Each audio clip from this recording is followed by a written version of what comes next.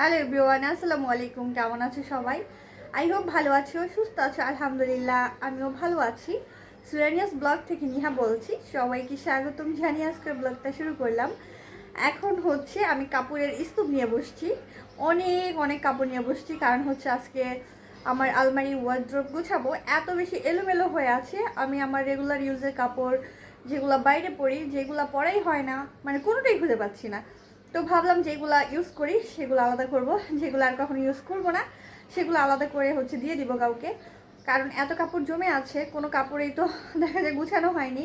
আর গ্রাম থেকে আসার পর এখনও গুছাইনি, রোজার মধ্যে থেকে এলোমেলো আছে। শপিং করেছি আর একটা একটা করে রেখেছি।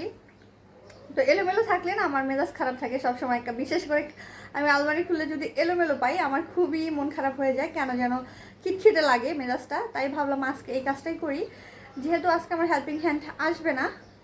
সো দেখা যায় সব কাজ আমাকেই করতে হবে, তাই আগে কাপড়গুলাই গুছানো দিয়ে স্টার্ট করলাম ভিডিওটা। যারা দেখা শুরু করেছো একটা লাইক দিয়ে দিও। প্রথমবার যদি কি আমার চ্যানেলটা ভিজিট করে থাকো তাহলে সাবস্ক্রাইব করে দিয়ে আমার পাশে থেকে যেতে পারো। তো চলো আজকে স্পেশাল ব্লগটা এখান থেকে শুরু করছি। আমি কাপড়ের স্তূপ নিয়ে বসে আছি এখানে। এগুলো হচ্ছে আমার ওয়ার্ড্রোবের কাপড়। তো আগে এগুলো গুছিয়ে তারপরে হচ্ছে আলমারিগুলো বের করব, না হয় পরে সবগুলো জগা খিচুড়ি হয়ে যাবে।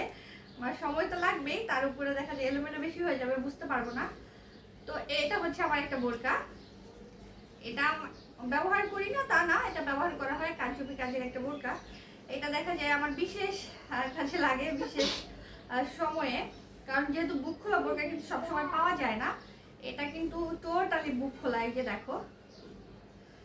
তো বোরকাগুলা আমার এক ড্রয়ার ভরে যায়, মোটামুটি অনেকগুলো বোরকা আছে আমার। গতবার পুরানো 2-3টা ছিল। পুরানো বলতে অত তো ইউজ করা হয় না, কারণ আমি কিন্তু সব জায়গায় বোরকা পরি না, বিশেষ বিশেষ জায়গায় পরি। তো বুঝতেই পারছো, তো ওইভাবে পুরানো হয় না, ঘরে থাকে ওটাই। আমার 2 হেল্পিং হ্যান্ডকে 2টা নতুন দিয়েছি। 2 হেল্পিং হ্যান্ড বলতে তোমরা এখন আবার ভাবতে পারো হয়তো বা 2টা কাজের বউ আমার, তা না। মানে আগে যাদের দিয়ে কাজ করিয়েছিলাম, আমি যখন অসুস্থ ছিলাম তখন 2 মাস একজন করেছিল, তাকে একটা দিয়েছি। মাঝখানে একজন ছিল, ওনার কাজ পরিষ্কার না, তাই ওনাকে না করে দিয়েছি। ওনাকে একটা দিয়েছি নতুন, চেয়েছিল আমার কাছে। আর তারপরে আরেকজন মাঝখানে ছিল, ওনাকে একটা দিয়েছি। আর স্টিল নাও যে আছে তাকে এবার ঈদে একটা গিফট দিয়েছি, সেটা তোমরা জানো, করা হয় না। সো ঘরে রেখে জ্যাম করার কোনো মানেই হয় না। আমি এই জন্য সব কাপড় দিয়ে দিই, যেগুলো আমার আনইউজড, যেগুলো আমার লাগবে না বা পরবো না, সেগুলো আমি দিয়ে দিই, সবাইকে দিয়ে দিই। বিশেষ করে এখন তো আমার হেল্পিং হ্যান্ড যে, ওনাকেই দেওয়া হয়। আচ্ছা, আমার বাবার বোরখাটার না আমি আগা মাথা খুঁজে পাচ্ছি না।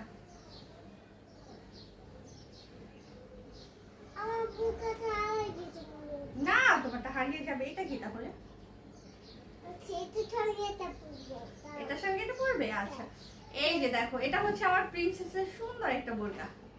ওর বাবা এটা এনে দিয়েছিল। এখন আগে লাগতো না, বড় হতো, এখন একদম পারফেক্ট হয়, তাই না প্রিন্সেস? হ্যাঁ, একদিন প্রিন্সেসকে পরিয়ে তারপরে বাবার কাছে নিয়ে যাব। হ্যাঁ, কোথায় যাবে এটা পরিয়া? একটু পরে তোমার বাবার কাছে যেতে পারো। তো আগে বোরখাগুলো আলাদা করি, কারণ এইগুলা, আর এই যে এই বোরখাটা আমার ভীষণ পছন্দের একটা কারচুপি। তবে এটা প্রচুর ভার, মনে হয় এটা 5-7 কেজি হবে ওজন। এগুলো না ওকেশন ছাড়া আসলে পরা যায়।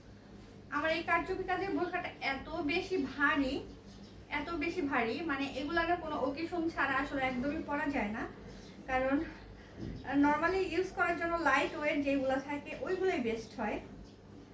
তো এটা পরেছিলাম 2-3 বার হয়তো, তারপরে আর পরা হয়নি। এটা প্রচুর ভারী, দেখো। বাবু, তুমি রুমে খেলতে যাও না ময়না পাখি? আমি কাজ করি, ময়নাটা যাও।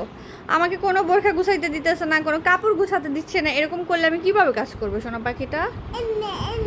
এমনি কি কাজ করা যায়? তুমি তুমি টিভি দেখো আর খেলা করে যাও। মা একটু কাজ করি, একটু খরগোশ হও তো মামি। এই যে দেখো আমার খরগোশের ছানাটা, আমার খরগোশ বাচ্চাটা। এবার একটু খরগোশ হও তো, দাঁড়াও। এই যে দেখো একটা খরগোশ বাচ্চা। অনেক কাজ আছে বাবা। ওই যে চেয়ারের মধ্যে কাপড়ের স্তূপ। তুমি যাও লক্ষ্মীটা আমার, যাও। এখন আমি তোমাকে কুতু কুতু দিয়ে দিব না গেলে। কোনো কাজ চলছে, মানে চলছে বলতে কাজ চলছে। এখন হচ্ছে ওয়ার্ড্রোবটা গুছিয়ে নিয়েছি, আলমারিটা গুছাচ্ছি, মানে এই হচ্ছে আমার ঘরের অবস্থা। আর এগুলা গুছাতে যে কতটা সময় লেগে যাবে। আর এগুলা হচ্ছে মানে অপ্রয়োজনীয়, সবই কিন্তু নতুন ড্রেসগুলা পরা হয় না। আমার হাজব্যান্ড একটু হেলদি হয়ে গেছে, তো ওর আর ফিট হয় না। এগুলাকে নিচে রেখেছি, মানে এগুলাকে হচ্ছে প্যাকেট করব, খুব ভালো করে একটা ব্যাগে রেখে দিব, গ্রামে পাঠিয়ে দিব। কারণ হচ্ছে এগুলো একজনকে দিলে ব্যবহার করতে পারবে। শুধু শুধু হাঁড়ি পাতিল আমি কখনোই কাপড় দিয়ে কিনি না। আমার হাজব্যান্ড এই কি বলবো, এই পাঞ্জাবিটা মনে হয় একবার বা দুইবার পরেছিল, তাও আধা ঘন্টার জন্য, 10 মিনিটের জন্য। মানে ওর হচ্ছে হেলদি হয়ে যাওয়ার কারণে ফিট হয় না, এগুলো সব নতুন কাপড়।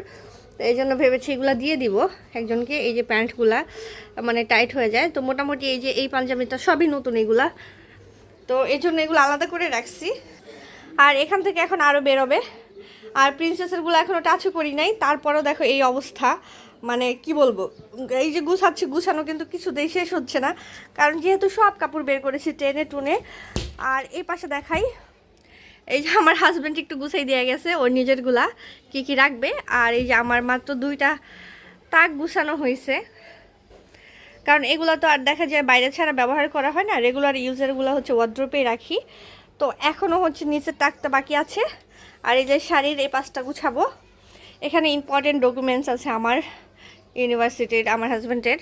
আর এগুলোও এখন গুছাবো, সব গুছিয়ে তারপর কথা বলবো, না ভিডিওটা অনেক বেশি বড় হয়ে যাবে। তার জন্য আর তোমাদের এই যে গুছগাছ করা দেখাচ্ছি না, একবারে ক্লিন করে গুছিয়ে তারপরে আসছি ক্যামেরার সামনে। অনেকটা সময় নিয়ে ফাইনালি গুছিয়ে নিয়েছি, এখন একটু স্বস্তির লাগছে, মানসিক শান্তি পাচ্ছি আমি। যদিও আমার হাজব্যান্ডের অনেক কাপড় হচ্ছে পাশের রুমে রয়ে গেছে, তবে ওইগুলো হচ্ছে গুছানোই আছে, জাস্ট এনে রেখে দিতে হবে।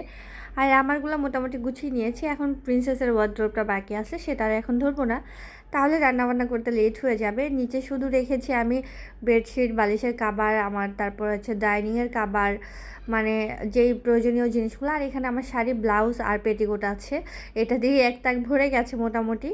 কিছু হচ্ছে বাদ দিয়ে দিয়েছি, মানে যেগুলো ইউজ করা সেগুলো আমার হেল্পিং হ্যান্ডকে দিয়ে দিব, উনি হাঁড়ি পাতিল কিনে ফেলবে। আর যেগুলা ব্যবহারের যোগ্য, একবার দুইবার ব্যবহার করা হয়েছে, সেগুলো আমি গ্রামে পাঠিয়ে দিব, কাউকে দিয়ে দিলে ওরা ব্যবহার করতে পারবে। তো মোটামুটি এখন একটু স্বস্তি লাগছে, আমার হাজব্যান্ডের তাকটাই ফাঁকা আছে, তো পাশের রুম থেকে এনে জাস্ট ঢুকাই দিলেই হবে, কারণ ওই রুমে গুছানোই আসে সব কিছু উঠিয়ে আমি তো বেডটাও গুছিয়ে নিয়েছি। যেহেতু আমার আলো আসতেছে অপোজিট সাইড থেকে, তার জন্য একটু ভিডিওটা ফ্যাকাশে লাগতে পারে, আর রুমের লাইটও অফ করা আছে। তো এখন একটু স্বস্তি লাগছে সব কিছু মিলে। বিশেষ করে কাপড় এলোমেলো থাকলে না আমার মেজাজ খিটখিটে থাকে সবসময়, কাপড় আর আমার বেডরুমটা এলোমেলো থাকলে আমার একদম ভালো লাগে না। তো গ্রাম থেকে আসার পরে দেখা যায় টুকটাক কাজের উপরে ছিলাম, কাপড়গুলো গুছানোর সাহসটা পাইনি, কারণ এত এলোমেলো হয়ে আছে এটার জন্য। আর এই তো দেখো আমার এই বিছনা কিন্তু আমার বাচ্চাকে গুছিয়ে দিয়ে গেছিলাম, সে আবার এইগুলো করেছে। এই সব কাপড়গুলো গুছানো ছিল ওর বাবার, ওর নিজের, আর সেগুলোকে সে একটার উপরে আরেকটা রেখে এভাবে পালা দিয়ে রাখছে। এই হচ্ছে আমার প্রিন্সেসের অবস্থা। আমাকে বলতেছিল আমার কাজ নাকি সে গুছিয়ে দিছে, গুছিয়ে দিয়ে এখানে হাত পা মেলে শুয়ে আছে, টিভি দেখতেছে আর চিপস খাচ্ছে। তো আমি বললাম তুমি কি এইভাবে আমার কাজ গুছিয়েছো? আমি কি তোমাকে বলেছি গুছাতে? আমি খুব সুন্দর করে গুছিয়ে রেখে গেছি, জাস্ট নিব ওর বাবার কাপড়গুলো আর হচ্ছে ঢুকাবো।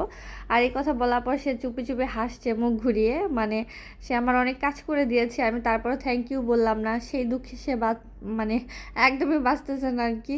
আমাকে আবার বলতেছিল আমি রাগ করেছি, আমি কাজ গুছিয়ে দিলাম, তাও তোমার পছন্দ হয়নি কেন? তো যাই হোক, বাচ্চার সঙ্গে একটু দুষ্টমি করে আমি রান্নাঘরে চলে এসেছি, কারণ আমার রান্নাঘরের অবস্থা দেখো, মাছ ভিজিয়ে রাখছি আর এইদিকে সব খেয়ে খেয়ে জমিয়েছি, কারণ হচ্ছে পানি ছিল না, তার জন্য রান্নাঘরের এই অবস্থা, মানে একদম একটুখানিও পানি ছিল না, কারণ এত থালাবাটি আমি কখনোই জমাই না, যখন যেটা খাওয়া হয় তখন সেটা ধুয়ে ফেলি। তো সকাল থেকে মোটামুটি অনেক জমেছে। এদিকে হচ্ছে মাছ টাছ ধুয়ে আমি হচ্ছে এই তো ভেজে নিচ্ছি, বসিয়ে দিয়েছি, কারণ এখন একটু গ্যাস আসছে মোটামুটি, অনেকটা সময় তো হয়ে গেছে। আজকে তেমন কিছু রান্না করব না, শুধু মাছটা ভুনা করব আর মিক্সড ডাল ভুনা আছে, ওটা দিয়ে আমার বাচ্চাকে খাইয়ে দিব, কারণ আজকে থেকে ডায়েট করব, তার জন্য তেমন রান্নাবান্না করব না, শুধু একটা সবজি বানাবো, তাও সন্ধ্যার পরে খালি খাওয়ার জন্য। তো দেখা যায় সবসময় বলি ডায়েট করব, আসলে প্রপারভাবে করা হয় না, যদিও আমি খুবই সামান্য খাই, এই জন্য আমার হাজব্যান্ড ডায়েট করতে দেয় না, যে তুমি যতটুকু খাও এটা তোমার জন্য যথেষ্ট না, তারপরে যদি তুমি ডায়েট শুরু করো তাহলে তুমি অসুস্থ হয়ে যাবে। তো দেখা যায় এটার জন্যই বেসিক্যালি আমার করা হয় না। তো এখন ভাবলাম যে কেননা সামনে কোরবানি ঈদ আসতেছে, ঈদের আগ পর্যন্ত যতটা সময় আমি পাই এই 2 মাস আমি ডায়েট করি।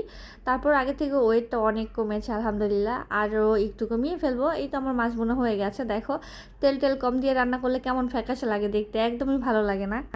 তবে খুব কমও কিন্তু দেইনি, লাইট অফ করা আছে, তার জন্য একটু বেশি ফ্যাকাশে লাগছে।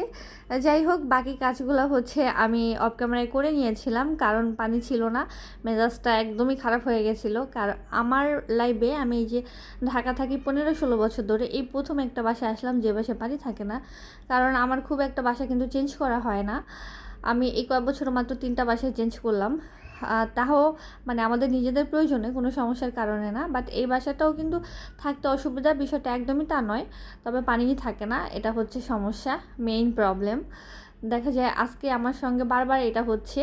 আমি খুব কষ্ট করে সব কিছু ধুয়ে গুছিয়ে নিয়েছি, পানি আস্তে আস্তে আবার পানি শেষ। আমি গোসল করেছি আসরের পরে, অলরেডি আমার গলা ব্যথা করছে, জানি না সর্দি লেগে যাবে কি না, কারণ একদম সন্ধ্যার আগে আগে গোসল করেছি। এই গরমের দিনে গোসল না করে আসলে ভালোই লাগে না। আমি 2বার ঢুকেছি, 2বারই পানি ছিল না গোসল করতে। আর পানি নর্মালি হচ্ছে দেখা যায় আমার একটু স্টোর করে রাখি, আমার আজকে হচ্ছে যে স্টোর পানি ছিল সেটাও কাজে লাগিয়ে ফেলেছি। রান্নাঘর অপরিষ্কার অগোছালো, একদমই ভালো লাগছিল না, তাই যে পানিটা আমি স্টোর করেছিলাম ওটা দিয়ে রান্নাঘরটা ক্লিন করে নিয়েছি। সন্ধ্যা পরে আমার হাজব্যান্ড আসছিল তরমুজ নিয়ে, তো এই তো তরমুজ কাটছি। তরমুজটা না খুব একটা লাল না, একটু ফ্যাকাশে ফ্যাকাশে। তো আমার হাজব্যান্ডকে বললাম এইরকম কেন, এই বছর তো এরকম এত মানে নিষ্ঠা তরমুজ খাইনি। তো বলতেছিল দামটাও তো নিষ্ঠা, মাত্র 50 টাকা নিয়েছে, তো 50 টাকা তোমাকে কত ভালো তরমুজ দিবে। তো ওটা নিয়ে হাসাহাসি করছিলাম যে তাহলে ঠিক আছে, দাম হিসাবে এর থেকে লাল তরমুজ আনলে হচ্ছে খাওয়া হয় না, আমার হেল্পিং হ্যান্ডকে অর্ধেকটা দিয়ে দেওয়া হয়, যেহেতু আমি একা মানুষ, হাজব্যান্ড থাকে না। আর ইদানিং মানে বললাম না, না খেতে খেতে খাবারের প্রতি রুচিটাই নষ্ট হয়ে গেছে, ক্ষুধা লাগলেও কিছু মুখে দিতে মন চায় না। তো ওই জায়গা থেকে আমার হাজব্যান্ড হচ্ছে ছোট্ট একটা তরমুজ এনেছে। কয়েকদিন আগেও তরমুজ নষ্ট করে ফেলে দিয়েছি, ফ্রিজে রাখা হয়নি, গন্ধ হয়ে গেছিলো, একটা বড় তরমুজের অর্ধেকটার মতো। তো তার জন্য ছোট্ট একটা নিয়ে আসছে।